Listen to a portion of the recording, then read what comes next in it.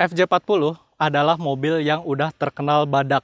Meskipun usianya udah lebih dari 50 tahun, tapi mobil ini masih sering dipakai buat adventure baik ekspedisi ataupun juga dipakai sekedar off-road di weekend Sabtu Minggu.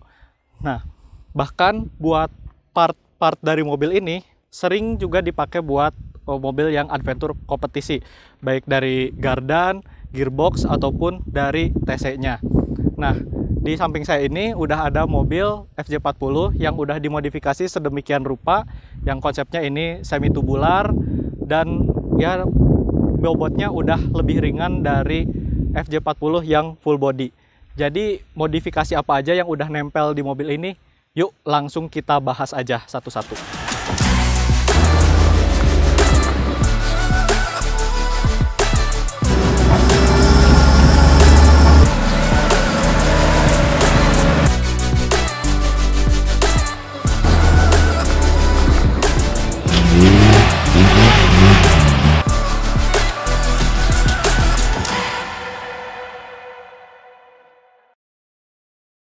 Ya, pertama kita bahas dari yang paling depan dulu ya. Yang paling kelihatan ini ada winch keluaran dari X-Gear yang motornya udah pakai One 9,5 XP, ada 2 biji, dan solenoidnya juga udah pakai keluaran dari Albright.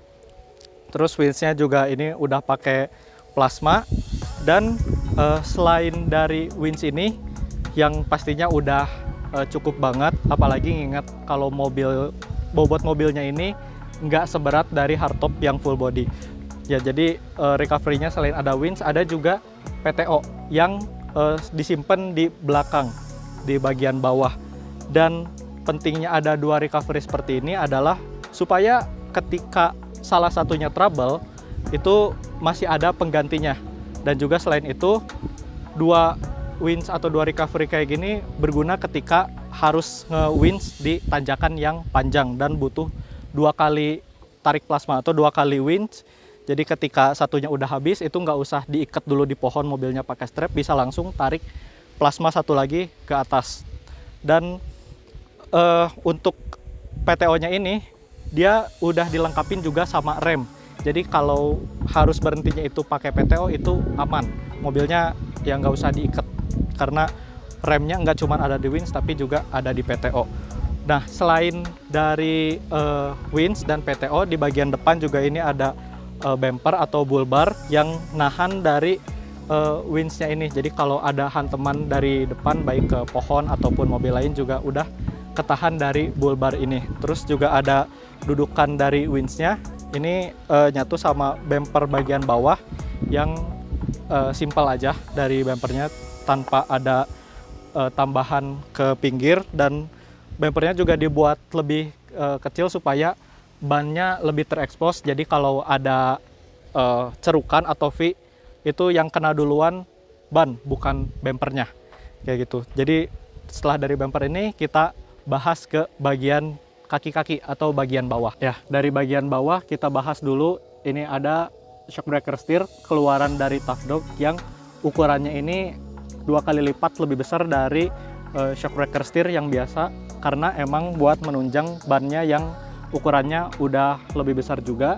Dan juga untuk long terotnya udah di upgrade ke ukuran yang lebih besar, dan untuk ujungnya atau dari join terotnya ini udah pakai pillow ball, jadi biar lebih kuat. Dan kalau di hutan kan emang sering bawanya itu tabrak sana sini kena batu, jadi udah lebih kuat kalau udah pakai pillow ball.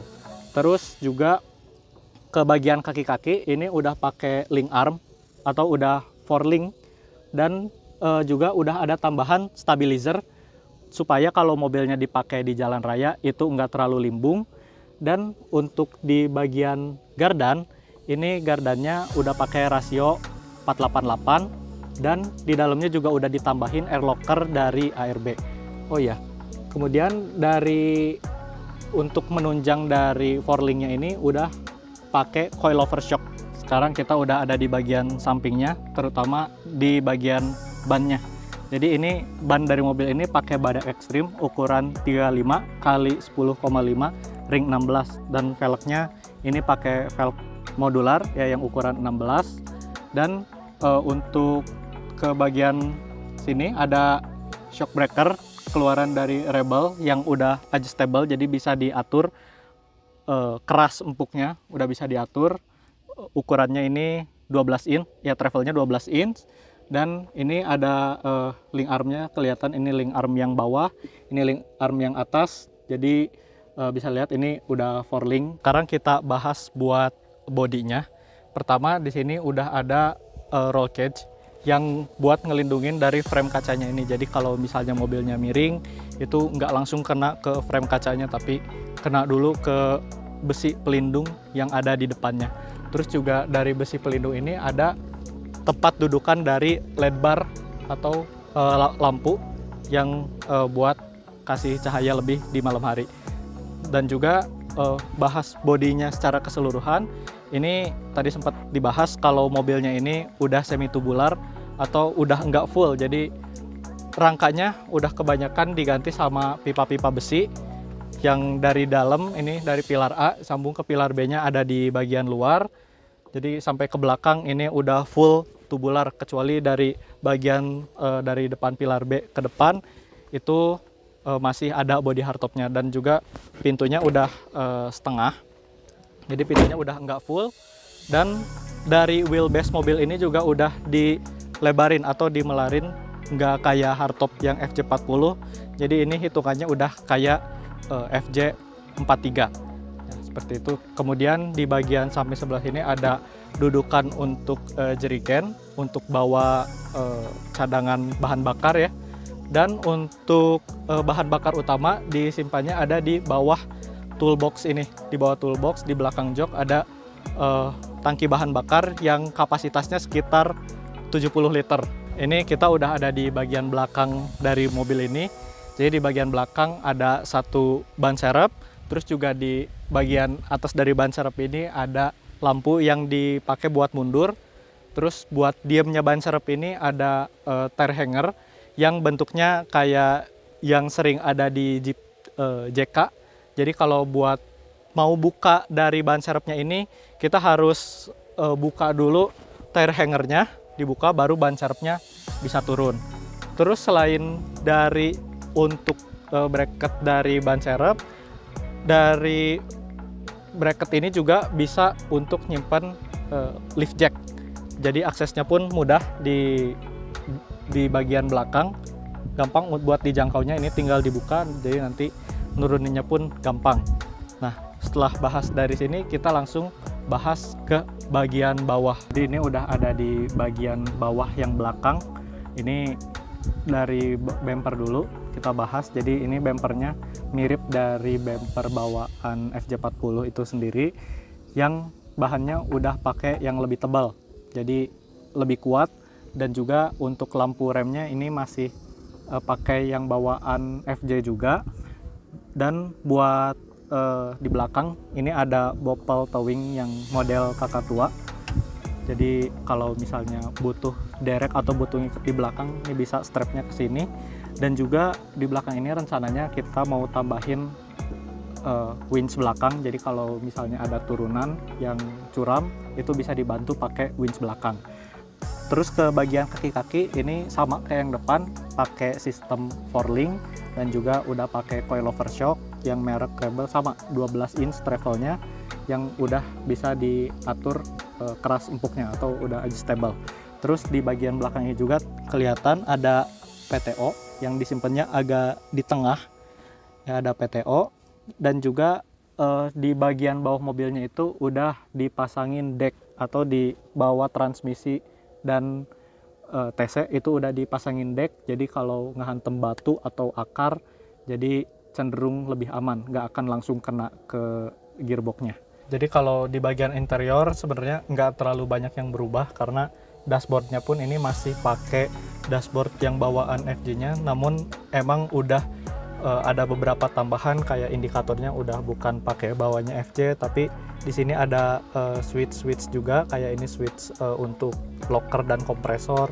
Ini ada switch untuk lampu, terus indikator juga ada tambahan dari indikator voltase, temperatur, dan yang lainnya. Untuk persnelingnya ini masih pakai bawahnya FJ yang 3 speed, Begitu juga untuk transfer case-nya, ini masih pakai bawaannya. Terus buat jok, ini pakai jok punyanya BMW. Terus buat sabuk, ini pakai Crow yang 4 titik. Terus ini ada switch on off, ini buat pneumatik PTO karena PTO-nya udah nggak pakai tuas, jadi ini udah pakai angin buat aktifinnya. Off itu untuk yang rilis, on untuk yang narik seperti itu. Terus juga selain itu di interior ada tambahan lampu, terus pegangan juga biar kalau megang tangannya nggak keluar. Terus udah di bagian atas ada plat yang buat ngelindungin kalau misalnya ada apa-apa dari atas, jadi lebih aman, nggak cuma kehalangin sama kanvas aja. Udah kalau di bagian dalam paling seperti itu aja. Paling selanjutnya di bagian belakang. Untuk bagian belakang ini ada jok yang seadanya. Jok ini dipakai buat navigator atau kru yang aksesnya sering naik turun, karena kan buat navigator atau kru itu kalau di hutan lebih sering jalan ya daripada naik mobil, apalagi kalau jalannya ekstrim. Tapi kalau butuh jalan dari obstacle satu ke obstacle selanjutnya dan jalannya agak panjang, itu bisa naik di sini, yang meskipun nggak bisa dibilang nyaman, tapi setidaknya navigator ada tempat buat duduk. Dan jok ini bisa dilipat buat akses ke toolbox ataupun ke part yang ada di bawah sini. Jadi di bawah itu ada untuk tank bensin dan juga ada aki yang kapasitasnya 100 ampere. Ya, kalau mau masuk ke dalam emang aksesnya agak susah ya. Harus naik dari pinggir.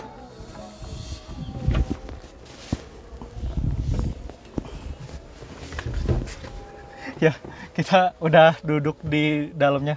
Emang ini nggak bisa disebut nyaman juga buat jarak antara kepala sama bagian atasnya agak sempit, sama kalau dengkul ya udah pasti mentok. Tapi ya ini cukup lah buat duduk di belakang seadanya, daripada harus krunya itu nangkel di luar yang bisa bikin celaka. Kalau di sini aman, bisa pegangan juga. Ya, sekarang kita bahas dari mesinnya. Sebenarnya kalau untuk di mesin ini nggak ada yang spesial, kecuali ini mobilnya kan hardtop yang tahun tua, jadi mesinnya masih mesin 1F, belum yang 2F. Dan yang jelas ini mesinnya masih pakai karburator, belum dirubah ke injek.